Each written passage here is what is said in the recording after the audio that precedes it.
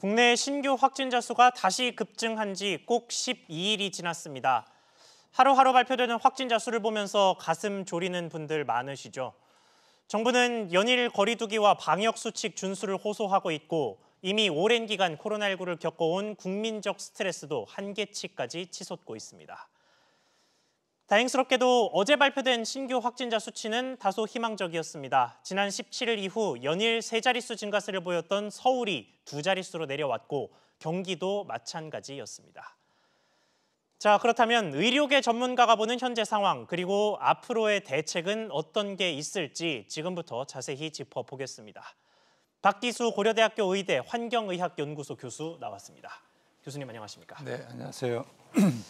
네, 일단 어제 신규 확진자 수가 200명대였습니다. 이게 네. 지난 사흘 동안 계속 300명대를 기록했으니까 일단은 개선이 좀 된 건데 방역당국 브리핑에서는 일찍이 안심하긴 이르다라는 분석이 나왔어요. 교수님께서는 현재 상황 어떻게 평가하십니까? 네, 그렇습니다. 이제 숫자가 300명대가 사흘째 나왔거든요. 예. 그다음에 이제 어제 266명으로 갔는데 어제 이제 그 방역 당국에서도 얘기를 했지만 통상적으로 이제 검사하는 숫자가 많으면은 확진자 수가 많아지는 그렇죠, 거죠. 많이 발견을 근데 이제 하는 거죠. 일요일 날 어제 같은 경우에 나온 숫자는 이제 일요일 날 숫자거든요. 예. 그렇다 보니까 통상적으로 이제 근무하시는 분들도 좀 이제 쉽니다. 그렇다 보니까 실제로 어제 한 1만 2천 건 정도가 검사가 됐기 때문에 숫자가 상대적으로 다른 날보다 낮습니다. 네, 평일에는 보통 2만 건 이상 검사를 그렇습니다. 하죠. 그래서 그래서 이제 266건으로 그렇고 어제 이제 정은경 본부장도 이 숫자가 주말로 인한 효과이기 때문에 그걸로 이제 숫자가 안심하긴 이르다는 상황이고요. 아마 이제 오늘 10시 조금 넘으면 이제 어제자 확진자 수가 나올 거긴 한데 예. 이 숫자가 실제적으로 이제 정말 떨어졌다면 조금은 안심할 수 있는 숫자고 이 숫자가 원래대로 올라간 상황이면은 아직은 여전히 이번 주가 이제 고비라는 말이 틀린 말이 아닌 것이죠. 그렇군요. 자, 그리고 방역 당국이 가장 우려하는 부분이 깜깜이 환자, 그러니까 감염 경로가 특정되지 않는 환자들을 가장 우려한다라고 하더라고요. 그런데 이게 거의 20% 위아래로 오르락내리락 하고 있는 상황인데 이 부분 상황에 대해서는 좀 어떻게 보십니까?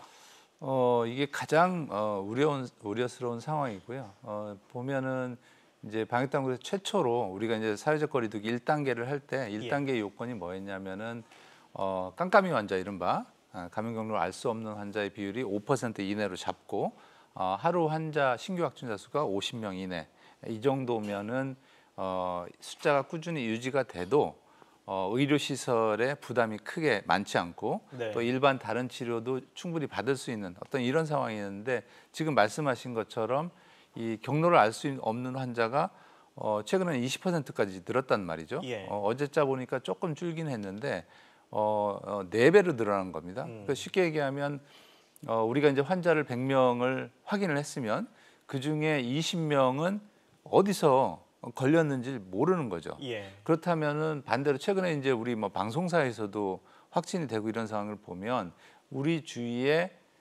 어디에 누가 감염이 돼서 저한테 뭐 기침을 해서 제가 올 물질을 모르는 상황이 확률적으로 4배 이상 높아진 겁니다. 네. 그렇기 때문에 방역당국도 어제 얘기를 했지만 이 역학조사만으로 이 감염 경로를 파악해서 격리시키고 하는 이런 노력으로서만 방역이 되기는 어렵다. 반대로 얘기하면 방역 주체들이 모두 열심히 스스로 마스크 끼고 건강을 조심해서 숫자를 낮춰줘야 된다. 이제 그런 등식이 성립을 한 것 같습니다. 그렇군요. 자, 그리고 지금 집단 감염으로 확진자가 제일 많이 나오는 가장 우려되는 곳들 하면은 역시 광화문 집회 네, 그리고 그렇습니다. 사랑제일교회 이렇게 두 군데를 좀 꼽을 수 있을 것 같은데 여기가 우려가 특히나 되는 부분이 고령자분들이 많으세요. 그러다 보니까 고위험군이고 네. 코로나19에 걸렸을 때 중증으로 발전할 수 있는 가능성이 높은 이런 분들이라서 특히 걱정이 되는데 네. 이 고령자의 경우에도 특히 중증으로 발전되는 경우에도 사실 뭐 물론 예외적인 케이스가 있기는 합니다만 걸리자마자 중증이 되는 건 아니지 않습니까? 시차를 두고 병이 악화가 되는 건데 이게 보통 시일이 얼마나 걸립니까? 우선 이제 시기를 물어보셨으니까 통상적으로 걸린 다음에 일주일 정도 되면 갑작스럽게 중증으로 되는 경우도 많고요. 예. 지금 이제 문제가 이번 그 사랑제일교회 아니면 저 광화문 집회하고 그다음에 2월 달에 발생했던 이제 신천지하고의 특징을 비교를 해보면 예. 어차피나 비슷한 거는 같은 종교 집단에서 발생을 했고 집단 폭발적으로 늘어났고 숫자도 굉장히 이제 크게 늘어난 상황인데요. 당시 같은 경우에는 굉장히 젊은 분들이 많으셨습니다. 네. 그래서 경증 환자가 많았고 대부분 좀 안타깝게 중증으로 되는 경우도 적었는데 이번 같은 경우에는 지금 화면에서 숫자가 나오지만 40% 이상이 60대입니다. 당시에는 60대가 뭐 20%도 안 되는 상황이었는데 결국에는 뭐 연세가 많다는 거는 노화 현상 때문에 자연스럽게 건강이 특별한 기저질환이 없어도 위중으로 갈 확률이 높고 아까 그래프에서 나왔습니다만 위중으로 가는 숫자가 지금 계속 늘어나고 있습니다. 그래서 최근에 이제 30명, 지금 보시면 알겠지만 18일 정도만 해도 9명이었는데 이 말은 거꾸로 의료 시설에 부담을 덜 주는 상황인데 30명까지 늘었기 때문에 병상을 더 많이 채워가고 이분들이 결국에는 안 좋게 이제 사망으로 안타깝게 이어질 수 있는 상황이고요. 지금 현재 이제 사망이 309명 정도 돌아가셨는데 이 숫자에 결국은 부담을 주게 되고 국가로서는 더 위험스럽고 국민들이 사실은 확진자 수가 많이 늘었다고 해도 뭐 위험한 건 맞지만 가장 안타까운 게 사실은 돌아가시는 거거든요. 그렇죠. 근데 그 숫자를 낮추려고 지금 이제 치료제와 백신을 만드는 거기 때문에 그 점에서 가장 우려스럽고 국민들도 이제 조심을 해야 되는 대목이죠.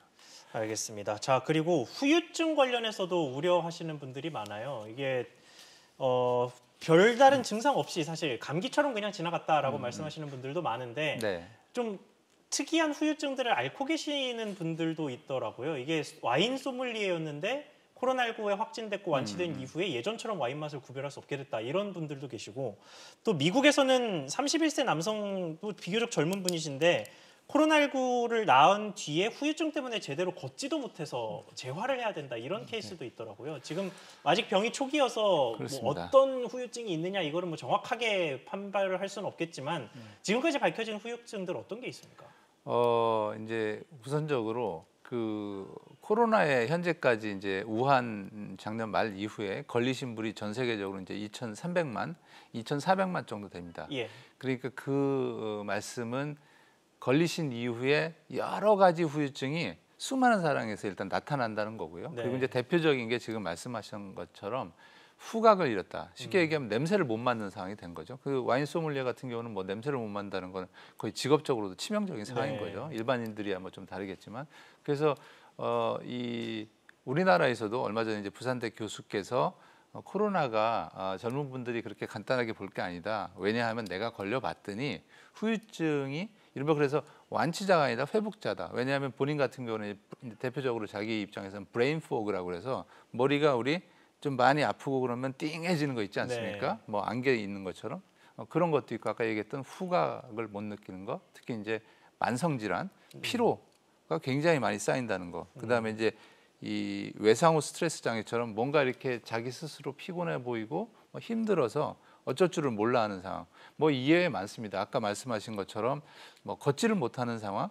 이건 아마 이제 다른 기저질환, 뭐 당뇨나 심장질환 다른 거하고 아마 병합이 돼서 그럴 수가 있기 때문에 그게 이제 대표적이라고 얘기하기는 어렵지만 어쨌거나 우리 젊은이들이 뭐 코로나는 우리 일이 아니야. 뭐 큰 문제 없어. 어떤 뭐 외국에서는 우리나라는 그렇지는 않습니다만 코로나 파티까지 하고 뭐 이런 상황이 됐는데 절대로 그렇게 안심할 수 없고 특히 이제 최근에는 이제 없지만 이 사이토카인 그 스톰이라고 그래서 젊은 분들은 이 활동성이 높기 때문에 몸의 면역 체계에서도 굉장히 크게 반응을 하기 때문에 스스로 몸이 붕괴되는 상황도 있기 때문에 그런 점에서 이 외상 관련된 것은 굉장히 많다고 할 수 있겠습니다. 알겠습니다. 자, 그래서 지금 사회적 거리두기와 관련된 논의가 계속이 되고 있어요. 이 주말 중에 이미 2단계 사회적 거리두기가 전국으로 확산이 되기는 했습니다만 뭐 정치권도 그렇고 정부 내부에서도 그렇고 전문가 집단에서도 그렇고 3단계 거리두기를 해야 된다 혹은 검토하고 있다 이런 식의 이야기들이 참 많이 나오고 있거든요. 교수님께서는 3단계 거리두기가 필요하다고 보십니까? 네, 필요하죠. 이게 이제 여러 가지 복잡한데요. 우선 방역적 관점에서 보면 당연히 3단계가 필요한 것이죠. 왜냐하면 뭐 이론적인 얘기일 수도 있고 하지만 이 코로나 바이러스 같은 경우에는 잠복기가 최대 2주이기 때문에 아주 이론적이지만 모든 국민들이 움직이지 않고 2주 동안 가만히 있으면 이 바이러스는 더 이상 한국에 있을 수가 없습니다.